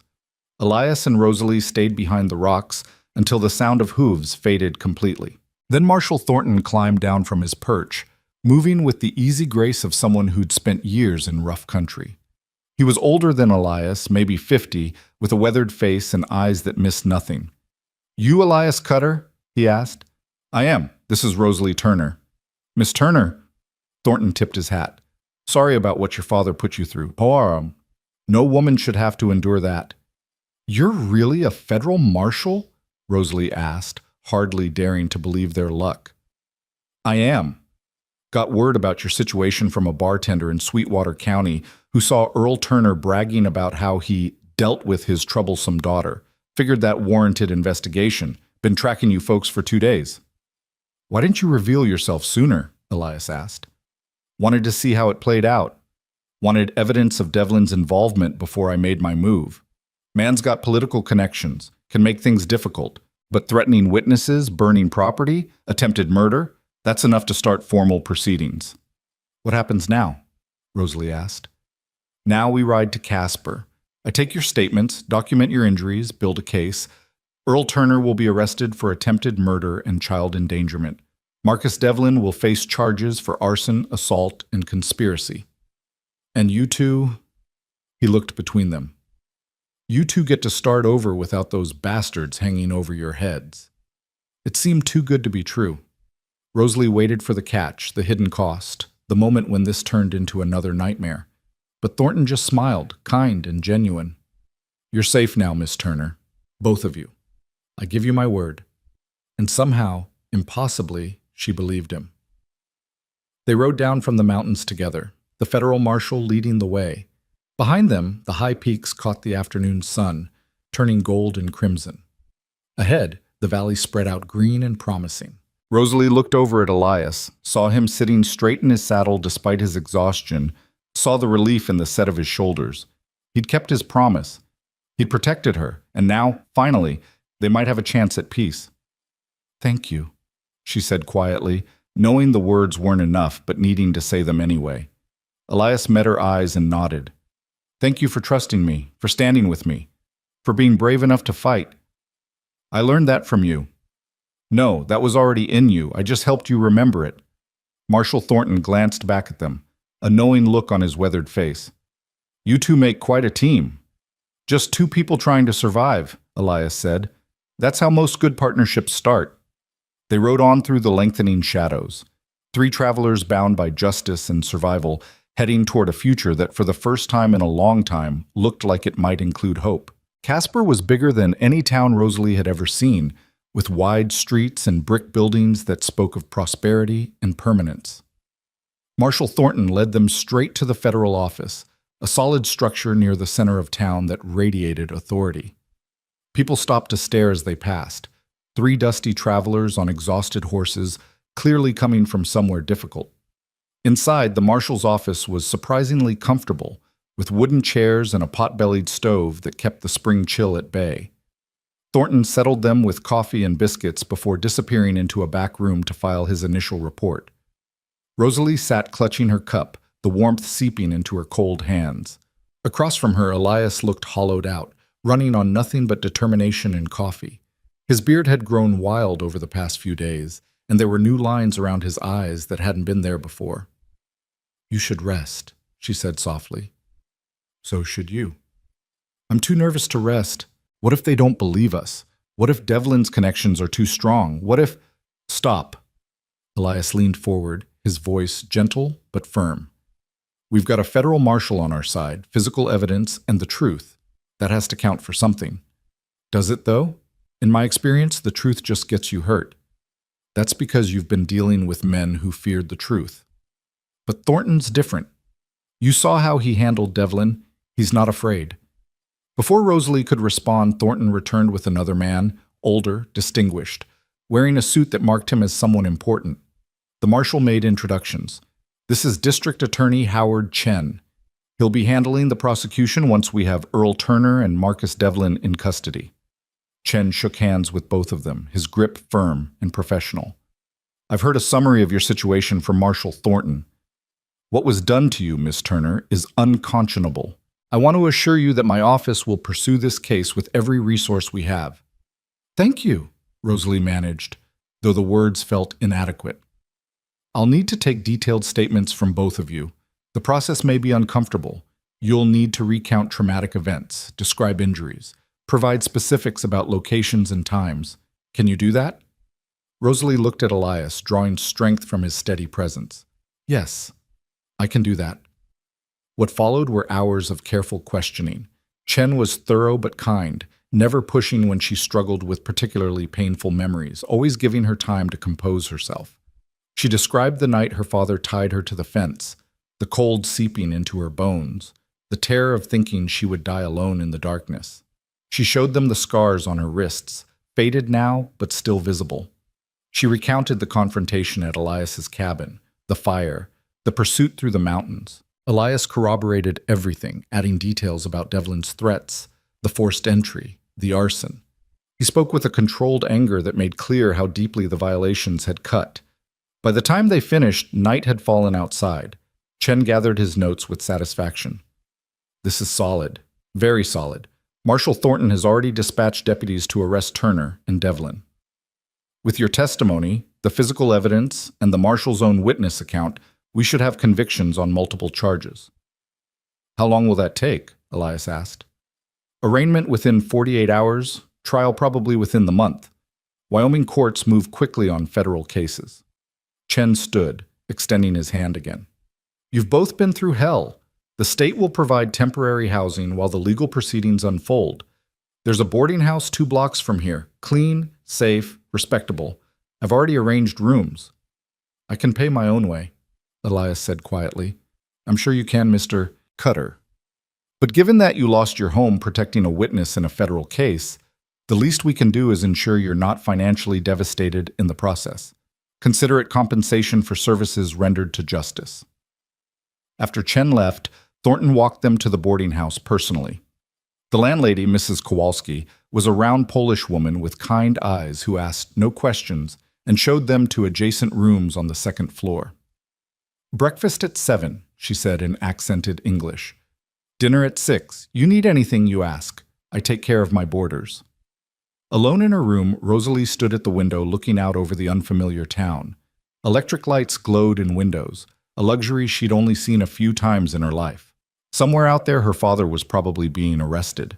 Somewhere else, Marcus Devlin was learning that money and connections couldn't protect him from everything.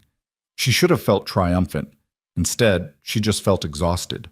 A soft knock at her door made her turn. Elias stood in the hallway, looking uncertain. Wanted to make sure you were all right, he said.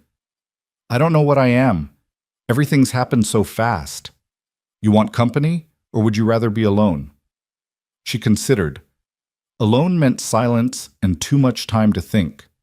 Company meant Elias, who'd become the one constant in a world that had turned upside down. Company, she decided. Please. He came in and they sat together on the small sofa under the window. Neither spoke for a long time, just sat in comfortable silence while the night sounds of Casper drifted up from the street below.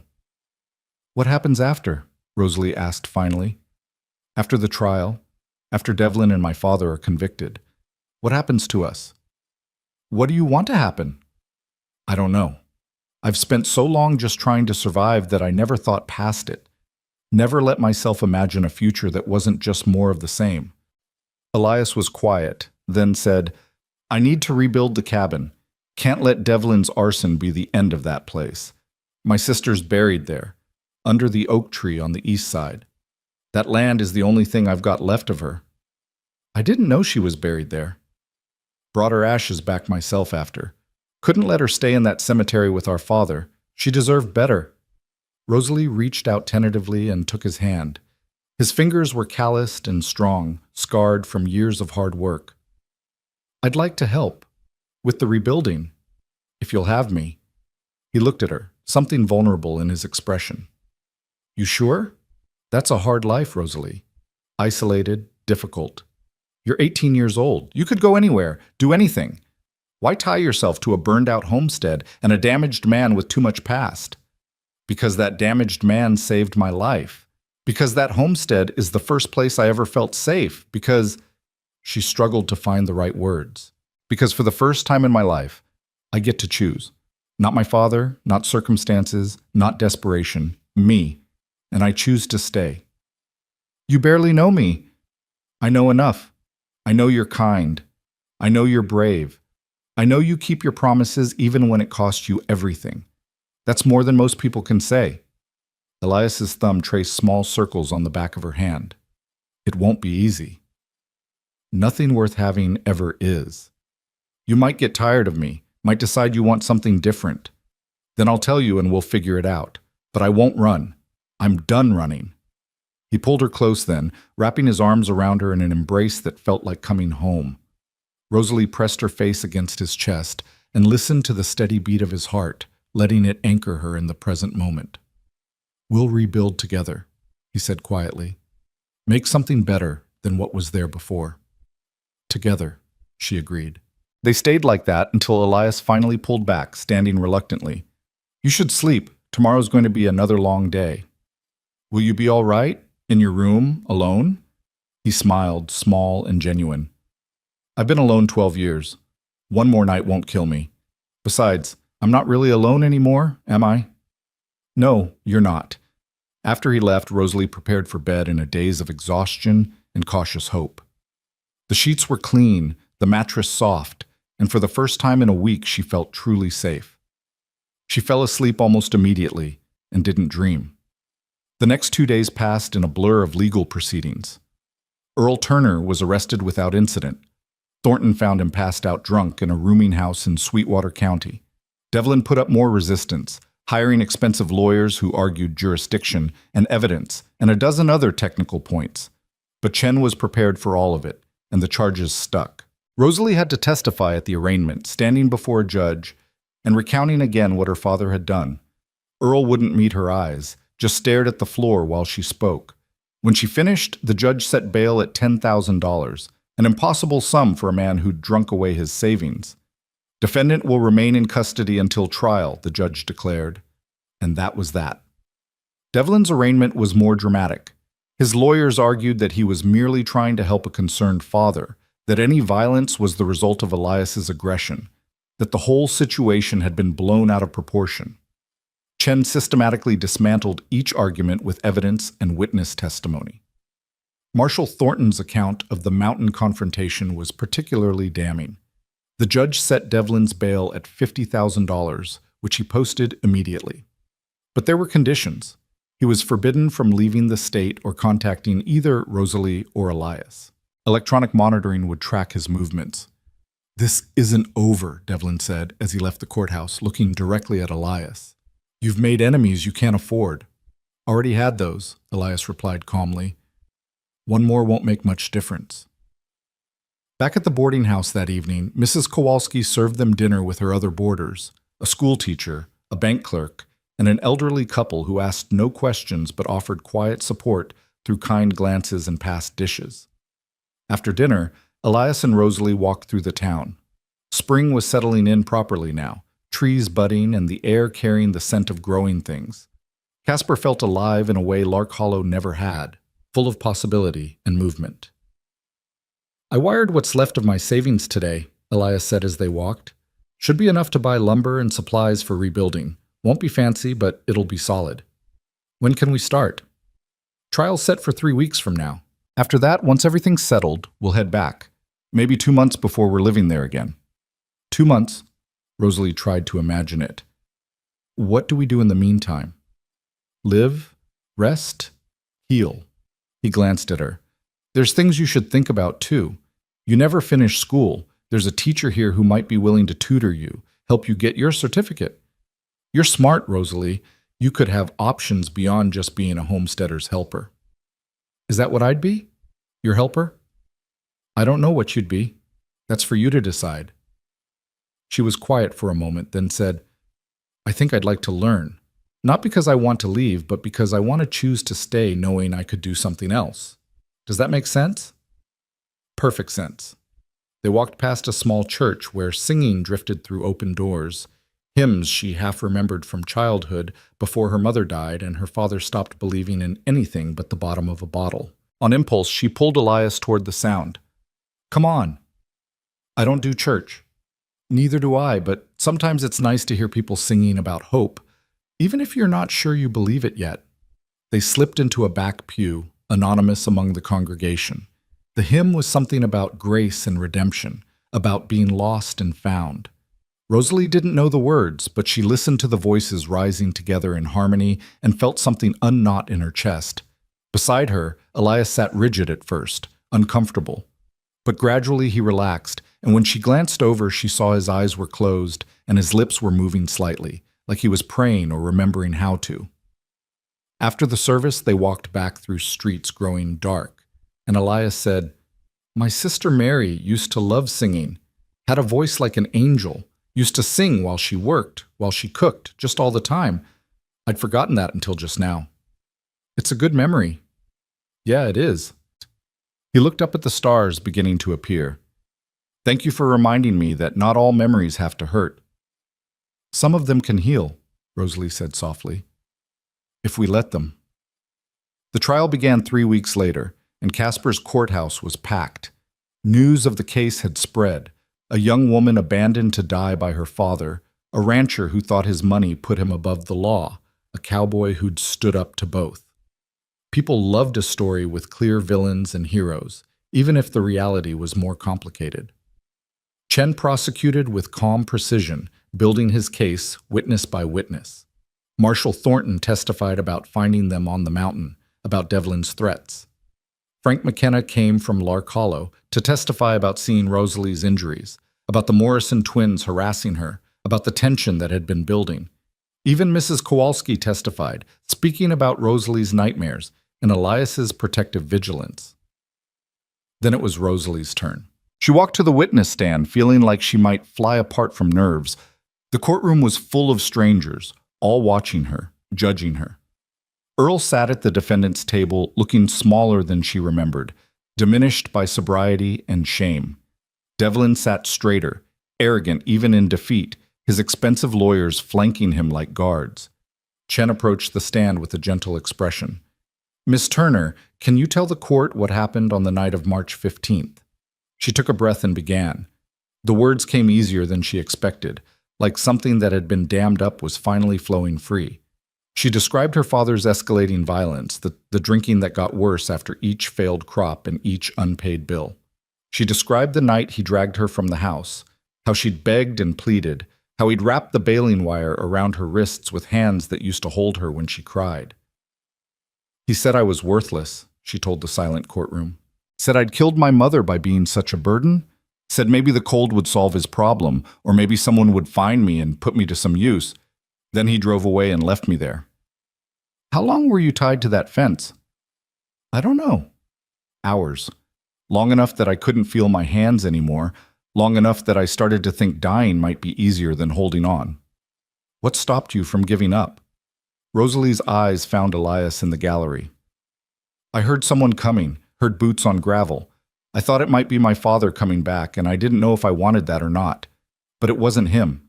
It was Elias Cutter, and he cut me down, and he told me I wasn't livestock. That was the first time anyone had treated me like a person in longer than I could remember. Earl Turner's lawyer tried to cross-examine, suggesting she was exaggerating, that her father had only meant to scare her into better behavior, that she was a difficult teenager who'd driven him to desperation. But every question just gave Rosalie another chance to describe exactly what had been done to her, and the jury's expressions grew harder with each answer.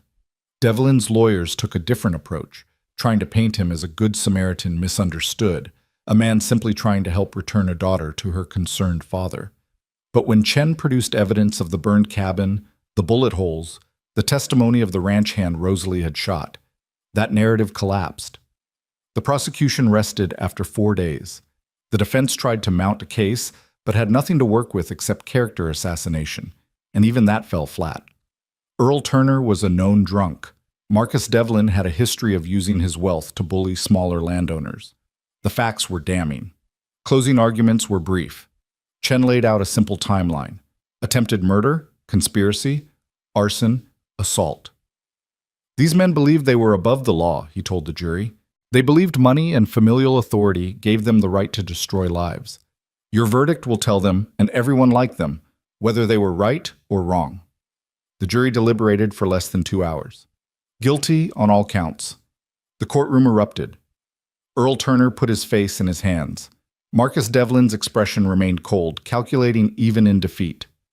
The judge gavelled for order and set sentencing for the following week. Outside on the courthouse steps, reporters swarmed them. Elias pulled Rosalie close, shielding her from the worst of it while Thornton and Chen handled the questions. She heard phrases like justice served and victory for the voiceless, but it all felt distant, unreal. They escaped finally to a small restaurant where Chen had arranged a private room. Over steaks and potatoes, the district attorney raised his glass. To justice, and to two of the bravest people I've had the privilege to represent. They toasted, though Elias drank only water, and Rosalie noticed, appreciated the gesture. No alcohol, no echoes of Earl Turner's weakness. "What happens now?" Rosalie asked. "Sentencing in a week," Chen replied. "Turner will likely get 15 to 20 years. Devlin might get less due to his lawyers and lack of direct involvement in the initial abandonment, but he'll serve time. And there are civil suits to consider. You could sue both of them for damages." "I don't want their money," Rosalie said immediately. "You might change your mind when you're trying to rebuild a life. Think about it." After dinner, Elias and Rosalie walked back to the boarding house through streets celebrating their victory. Strangers called out congratulations. Someone even started to applaud as they passed. "I don't like this attention," Elias muttered. "It'll pass. Tomorrow there'll be some other news, some other story. Can't come soon enough." In the boarding house parlor, Mrs. Kowalski had laid out cake and coffee. "For celebrating," she announced, "is good when bad men lose, good men win." They celebrated quietly with the other boarders, accepting congratulations and well wishes. But eventually exhaustion won out and Rosalie excused herself, climbing the stairs to her room. She was preparing for bed when Elias knocked softly. "Come in." He entered, looking uncertain. "I wanted to say, I'm proud of you. What you did today, testifying, facing them down. That took courage most people don't have. I was terrified. That's what courage is. Being terrified and doing it anyway." Rosalie sat on the edge of the bed, suddenly feeling the weight of everything that had happened. Is it really over? Can we actually go home and rebuild and just live? Yeah, we can. What if I'm not good at it? Living peacefully, I mean. What if I don't know how? Elias crossed the room and knelt in front of her, taking her hands. Then we'll learn together. That's what people do, Rosalie. They learn and they grow and they make mistakes and they try again. Neither of us knows how to do this, how to build something good from all this damage, but we've got time and we've got each other, and that's enough to start. She looked down at their joined hands, his so much larger than hers, scarred and strong. I'm scared. Of what? Of being happy. Of getting used to it and then having it taken away. Can't promise that won't happen. Life doesn't come with guarantees, but I can promise I'll be there. Whatever comes, whatever happens, you won't face it alone. Not anymore. Tears spilled down her cheeks, and Elias reached up to wipe them away with his thumbs, gentle despite his calloused hands. You're not alone either, she whispered. Not anymore. He smiled then, genuine and warm, and for the first time since she'd met him, he looked young, not worn down by guilt and isolation, but hopeful. Get some rest, he said, standing. Tomorrow we start planning the rebuild. Tomorrow, she agreed.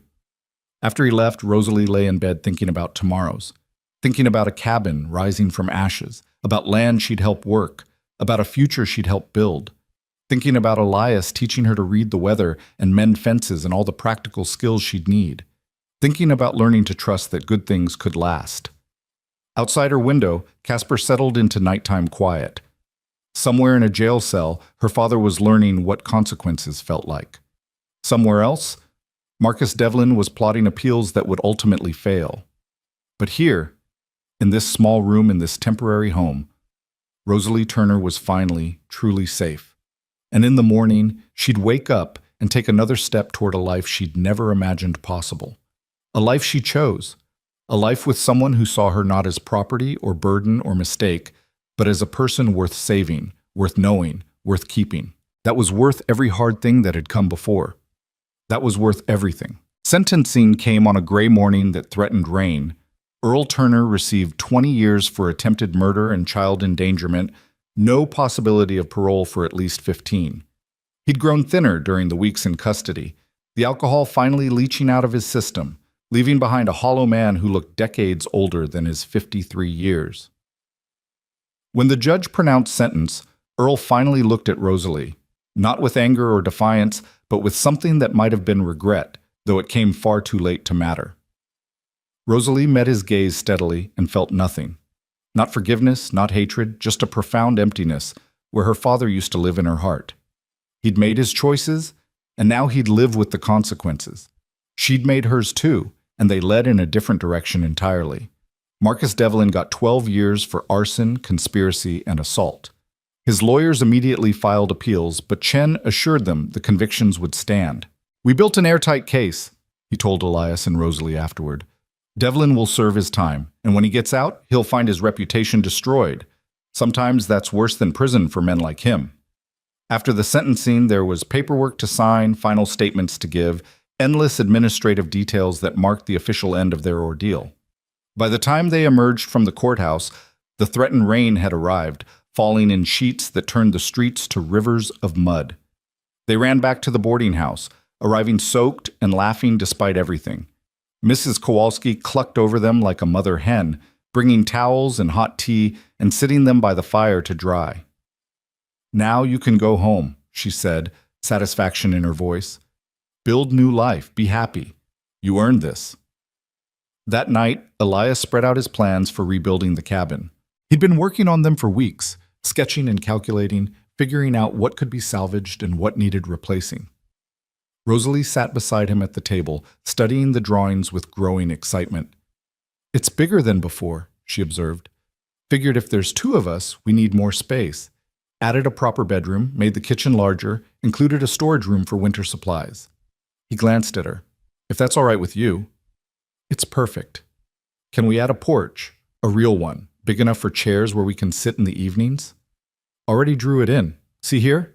He pointed to the sketch. "Runs the whole front of the cabin, covered roof, facing east so we can watch the sunrise."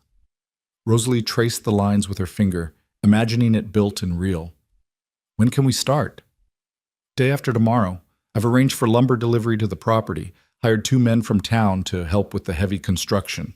Should have the frame up in a week, walls and roof in 2 more. Be living there again by early summer." "I can't wait."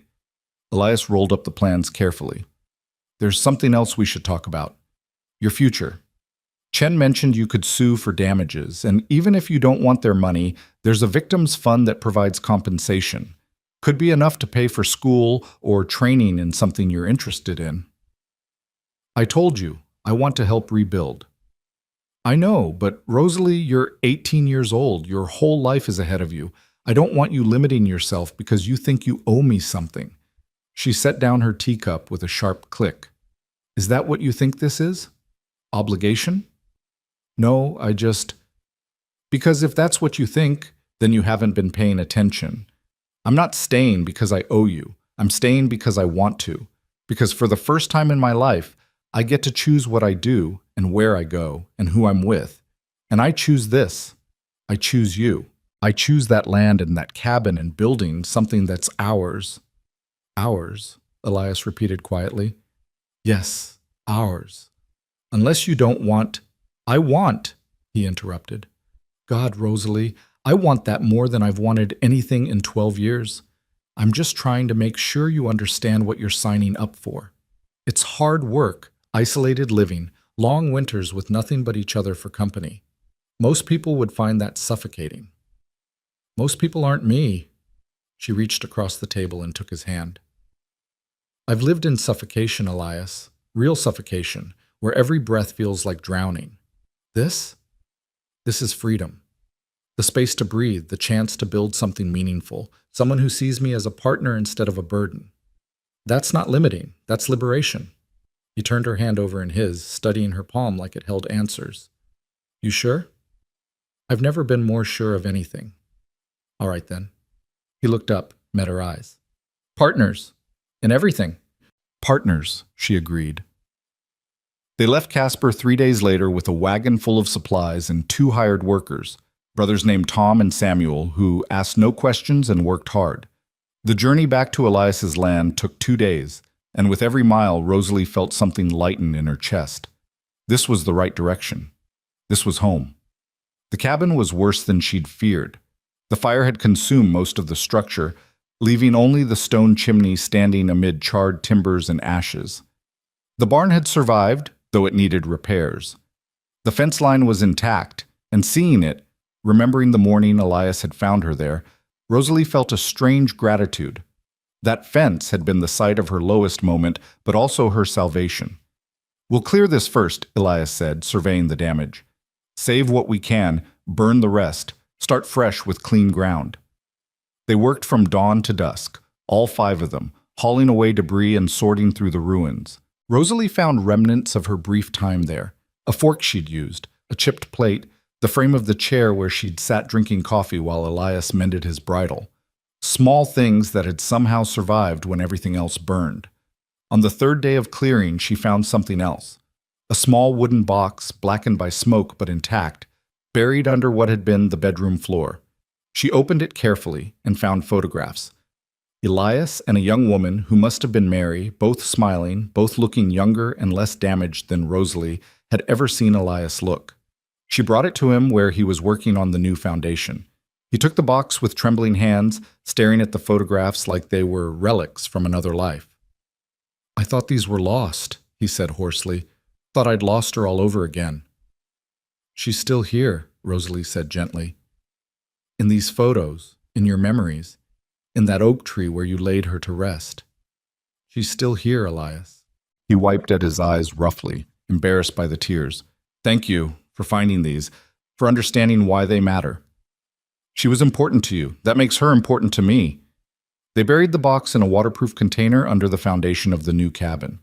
So she's part of it, Elias explained, part of what we're building.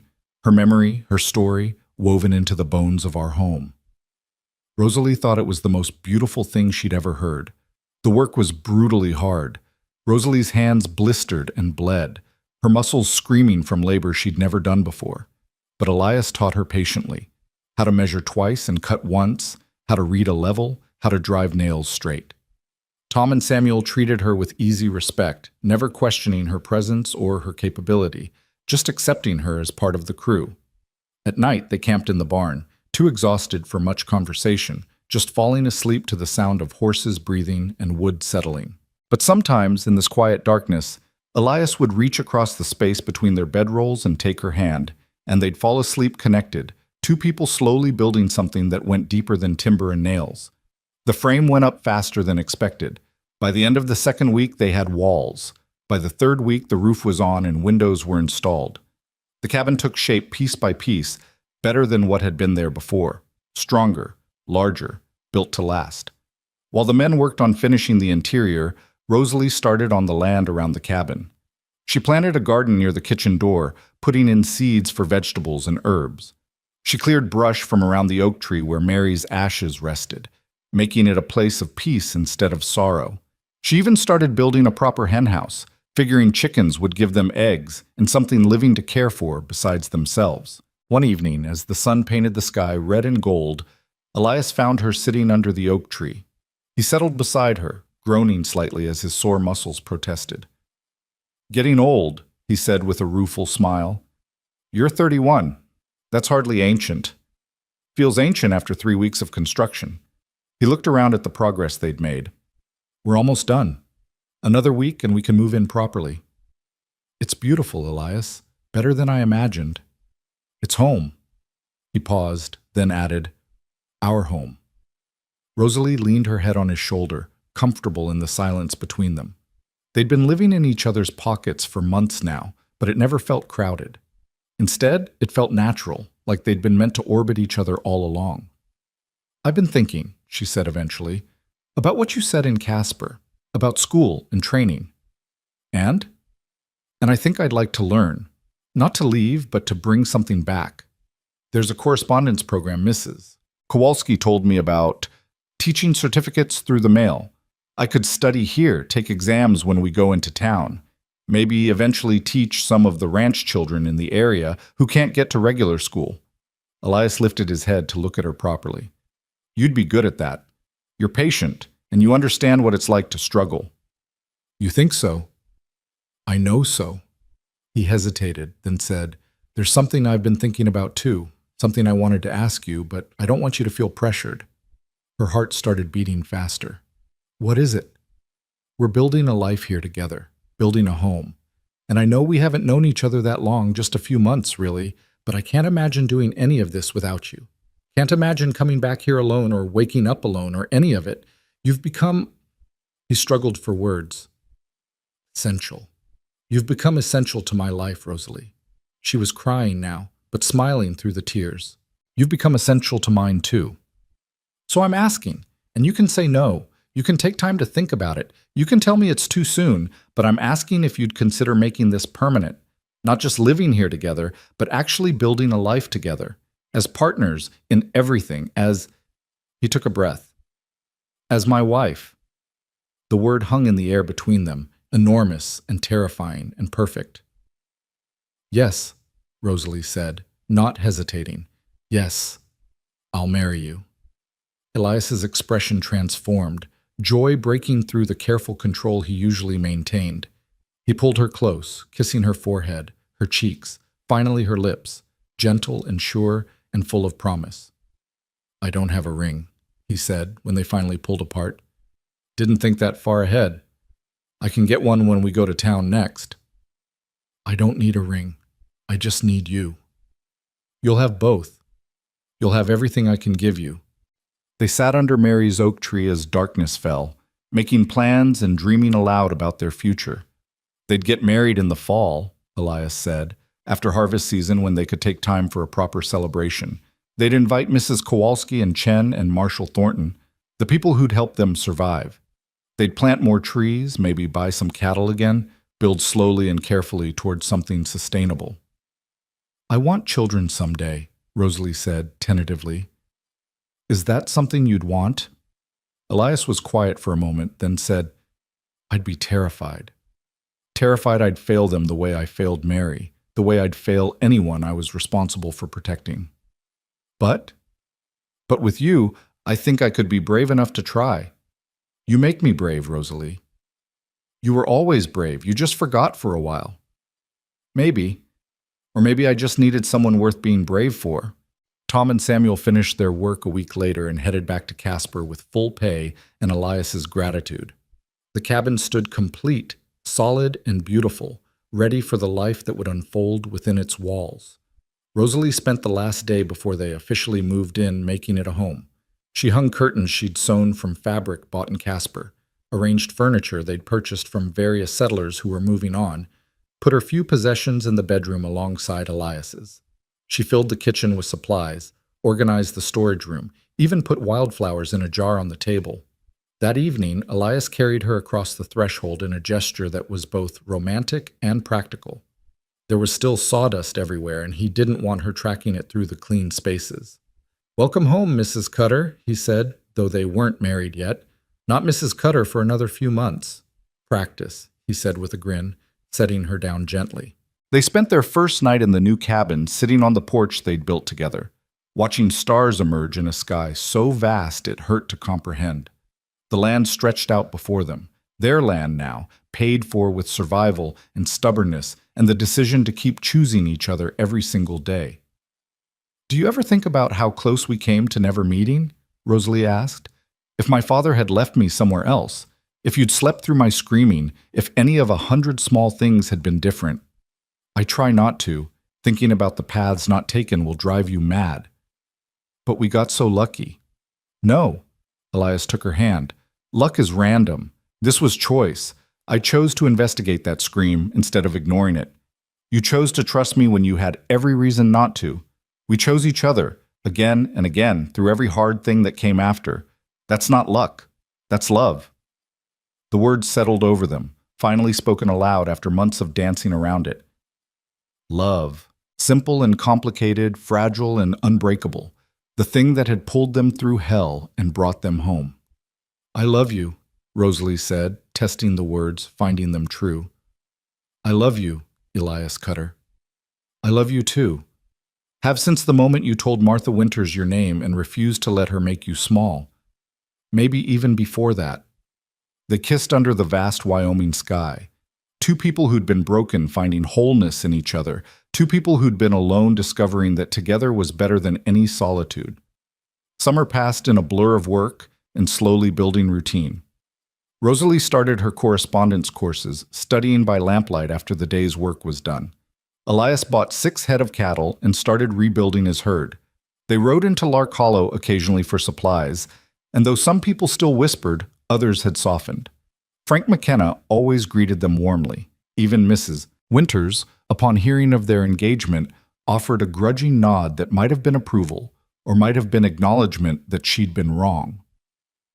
The Morrison twins tried to start trouble once, drunk and belligerent outside the general store. But Elias didn't rise to it, just calmly asked if they wanted to explain to Marshal Thornton why they were harassing witnesses in a federal case. The twins left without further incident, and word spread quickly. The Cutter place was off limits, protected not just by Elias's reputation, but by the weight of federal law. Fall arrived with a riot of color, aspens turning gold against the green of pine, the air crisp and smelling of harvest. Rosalie's garden produced more than they could eat, so she preserved what she could and shared the rest with neighbors who were slowly becoming friends. The isolation she'd feared never materialized. There was always too much to do, too much to learn, too much joy in the simple act of building a life to feel lonely. On a perfect October day when the sky was so blue it hurt to look at, they got married under Mary's oak tree. Mrs. Kowalski traveled from Casper with a cake she'd baked. District Attorney Chen came with his wife. Marshal Thornton officiated, having gotten ordained specifically for the occasion. A handful of neighbors attended. Frank McKenna, the Morrison parents who apologized for their sons, even a few ranch families from the area who'd heard the story and wanted to show support. Rosalie wore a dress of pale yellow that she'd made herself, simple but beautiful. Elias wore his best clothes, scrubbed and nervous and more handsome than she'd ever seen him. They exchanged vows they'd written themselves, promising not just love but partnership, not just commitment but freedom, not just support but growth. "I promise to see you," Elias said, his voice carrying clearly. "Not as property, not as responsibility, but as the remarkable woman you are and the even more remarkable woman you're becoming. I promise to stand with you, not in front of you, to lift you up when you fall and to let you lift me, to choose you every day for the rest of my life." Rosalie's vows were simpler. "I promise to stay, not because I'm trapped or obligated or have nowhere else to go, but because here, with you, is where I want to be. I promise to build with you, to dream with you, to face whatever comes with you. I promise to love you not just for saving me, but for teaching me how to save myself." Marshal Thornton pronounced them married, and they kissed to cheers and applause from their small gathering of friends. Mrs. Kowalski cried into her handkerchief. Chen's wife dabbed at her eyes. Even Frank McKenna looked suspiciously misty. The celebration lasted into the evening, food and music and dancing on the new porch. Someone had brought a fiddle, and the music drifted across the rangeland, a sound of joy where there had been so much sorrow. As the party wound down and guests began departing, promising to visit again soon, Elias and Rosalie stood at the edge of their property watching the sun set. Orange and red painted the sky, the mountains going purple in the distance. "Happy?" Elias asked. "So happy I'm afraid I'll wake up and find it was all a dream." "Not a dream, real, all of it real." She leaned into him, his arm coming around her shoulders automatically. "What do you think our life will look like? In 5 years, 10 years? I think we'll still be here, on this land. I think the cabin might have an addition or two, maybe for the children we talked about. I think your garden will be twice as big and my herd will have grown.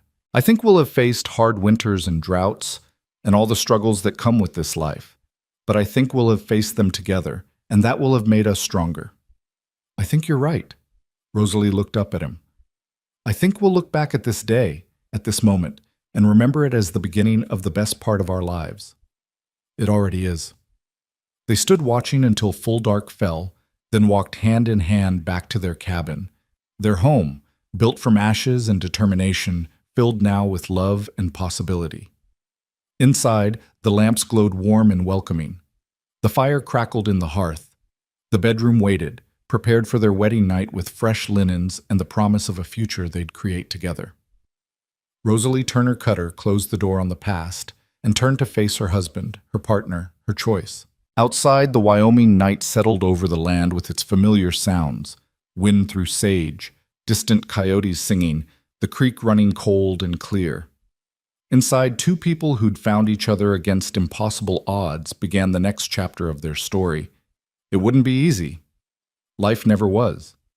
There would be hard times, cattle losses, crop failures, long winters when supplies ran low and tempers ran high. There would be disagreements and doubts, and moments when they questioned everything.